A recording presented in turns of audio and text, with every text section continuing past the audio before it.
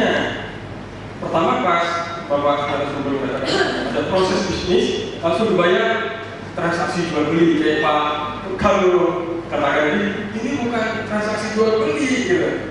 Ini memang proses bisnis untuk pemerintah. Nah, banyak hal yang Bapak sampaikan, Bapak paparkan. Dalam hal yang terakhir ini, izin baca dulu ya. Maklum berdua ya. Ada dua pertanyaan Pak.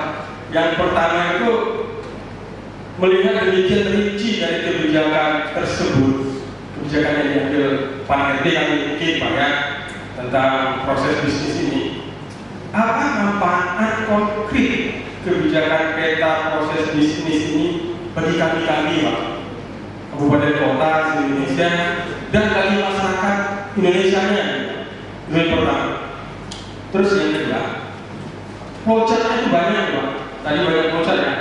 Ada ini sampai ada mikro, makro gitu, sampai Pak Kepala Biro bingung gitu. Kalau ada makro, ada mikro tadi.